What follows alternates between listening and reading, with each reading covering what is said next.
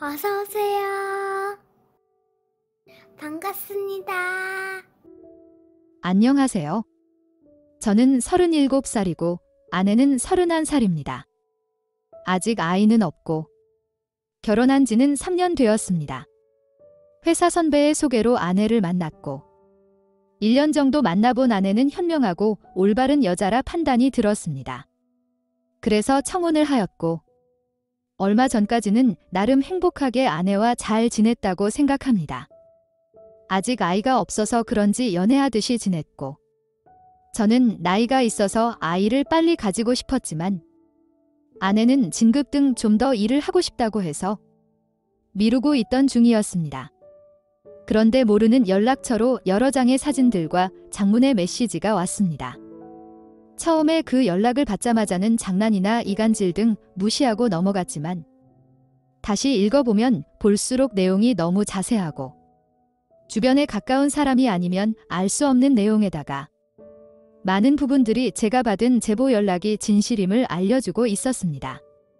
누구인지, 제 연락처는 어떻게 알았는지 물어보았지만 아내의 회사 동료라고만 하면서 아내의 바람에 대해서 잘 알아보라고 하였습니다. 그래서 최근에 아내가 다녀온 회사 워크숍에 관련해서 물었더니 회사에서 워크숍 간 적이 없다면서 그것부터 찾아보면 되겠다고 하였습니다. 자세히 제보받은 사진들을 보다 보니 많이 본 차가 보였습니다. 20년 지기 친구의 차였고 그 차 안에서 아내와 있는 사진이었습니다. 처음에는 남자 얼굴이 제대로 보이지 않아서 누군지 몰랐었는데 차를 보면서 제 친구임을 알게 되었습니다. 오래되고 친한 친구였기에 아내하고 여러 번 같이 만난 적이 있고 나름 둘이서 친분이 있습니다.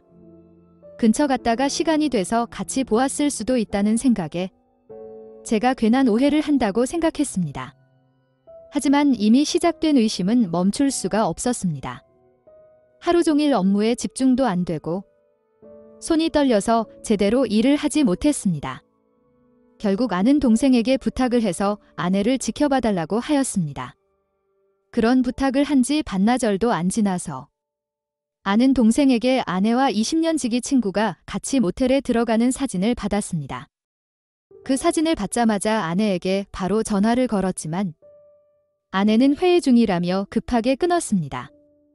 그러고는 오늘도 야근할 것 같다며 혼자 밥 챙겨 먹으라고 메시지가 왔습니다. 친구와 아내가 있는 모텔 앞으로 갔고 당장이라도 저 방으로 쳐들어간다는 것을 아는 동생이 말렸습니다. 모텔에 숙박을 결제하고 아는 동생의 차를 모텔 주차장에 친구가 잘 보이는 곳에 주차한 뒤 아내와 친구가 나오기만을 기다렸습니다. 2시간쯤 지나서야 둘이서 아직도 아쉬운지 서로를 쓰다듬고 주무르며 나왔습니다. 그런 아내에게 오늘 회식이라고 늦을 거라고 메시지를 보냈더니 그것을 확인한 그 두 인간들은 잘 되었다면서 다시 모텔로 들어가는 것이었습니다. 그들이 들어가자마자 차 문을 열고 구토를 하면서 울었습니다. 친구도 아내도 세상에 믿을 사람이 아무도 없다는 생각이 들면서 제대로 된 증거들을 최대한 많이 모아야겠다는 생각밖에 안 들었습니다. 그리고 이혼과 재산 분할, 소송 이런 것밖에 생각이 안 들었습니다. 며칠 뒤 회사 연차를 내고 거실, 옷방, 화장실, 안방 등 집 전체에 사각지대가 없도록 초소형 CCTV를 설치했습니다. 그리고 아내에게 급하게 일주일 동안 출장을 가게 되었다면서 문단속 잘하고 지내라고 하였습니다. 아내는 힘들어서 어떡하냐며 걱정하는 말투로 전화를 하는데 아내의 가식적인 모습에 화도 나고 눈물도 났습니다. 일주일 동안 집 주변에서 기다려보았습니다. 역시나 매일같이 친구 녀석은 제 집으로 왔고 친구 녀석의 차를 보니 제 출장 기간 동안만큼 외부인 차량 등록증까지 받아서 차 앞에 붙이고 다녔습니다. 그래, 마음껏 즐겨라. 웃는 날도 지금뿐이다. 라는 생각으로 참았습니다. 가짜 출장이 끝나고 집에 갔습니다. 아내는 고생했다며 나름 잘 차려진 밥상을 보여주며 빨리 씻고 오라고 하였습니다.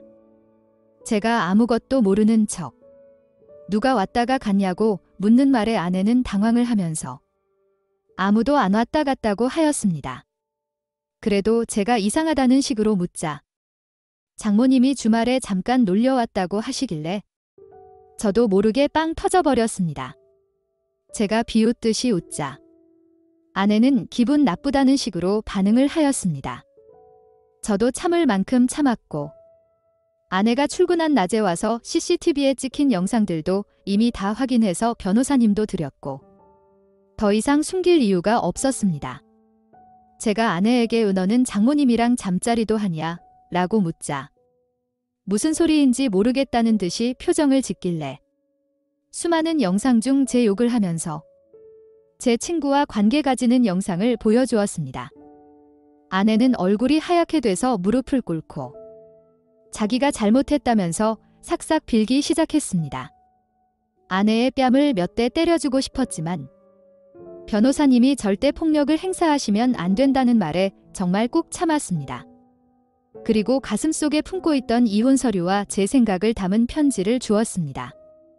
그리고 그 20년 지기 친구에게 좋은 양주를 사왔다고 하면서 우리 집으로 오라고 하였습니다. 친구는 금세 안주를 사들고 저희 집으로 왔고 자연스럽게 비밀번호를 누르고 들어오는데 정말 어이가 없었습니다. 무릎 꿇고 울고 있는 아내를 보고서는 순간 당황을 하면서 머리를 굴리는 것 같았습니다.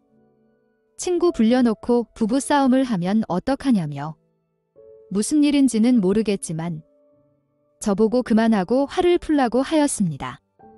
그러면서 아내를 일으켜 세우려고 하는 것이었습니다.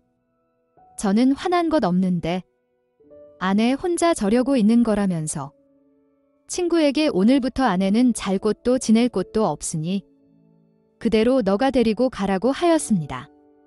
친구는 그만하라면서 어떻게 데리고 가냐고 그러는데 데리고 가지도 책임지지도 못할 거면서 친구 마누라랑 그렇게 진하게 놀았냐고 소리쳤습니다.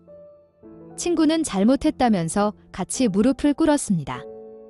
저는 더 이상 듣고 싶지도 말하고 싶지도 않다면서 증거는 넘쳐나고 변호사님도 선임했고 이미 너네는 선을 넘어도 한참 넘었으니 너네들의 죗값을 달게 받으라고 하였습니다. 친구는 자기 아내가 임신한 지 얼마 안 되었다면서 그 자리에서 돈으로 합의보자고 하는 것이었습니다. 제대로 된 사과와 용서도 없이 돈으로 합의하자는 친구에게 이미 내 와이프도 다 알고 있다고 말해주었습니다. 그러면서 내 와이프도 내가 선임한 변호사님한테 이혼 및 소송을 맡겼다고 하였습니다. 아마 너도 잘 곳도 지낼 곳도 없을 거라고 하였습니다.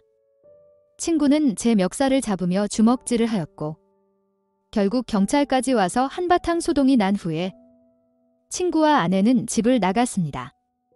제가 가지고 있는 수많은 증거 동영상들을 장인 장모님을 비롯해서 수많은 처갓집 식구들에게 다 보내주고 완전 창피를 주고 싶었지만 아내의 바람도 결국 제 치부라는 생각과 그동안 아내에 대한 정을 생각해서 그것만큼은 참았습니다. 몇 번의 지저분한 일들이 있었지만 제가 원하는 대로 이혼 위자료 및 재산 분할을 하였고 친구에게서 폭행과 상간남 합의금도 받았습니다. 들리는 소문에 의하면 친구도 이혼을 하였고 제 아내하고 같이 살다가 얼마 전에 헤어진 것 같습니다. 아직은 이혼의 상처로 힘들지만 그나마 자식이 없는 다행이라는 생각에 애를 늦게 가지고 싶다는 아내에게 고맙기도 하였습니다. 당분간은 조용히 일만 하면서 지낼 생각입니다. 남들처럼 평범하게 가정을 꾸리고 살기를 원했는데 한 번의 실패를 하고 나니 저에게는 그런 평범한 행복이 힘든 일인 것 같아서 슬프기도 하고 외롭기도 하네요. 오늘의 사연은 여기까지입니다. 구독과 좋아요, 알림 설정 부탁드립니다. 긴 글을 읽어주셔서 감사합니다. 구독과 좋아요 꾹꾹 눌러주세요. 꾹꾹. 알림 설정도 꾹꾹 눌러주세요.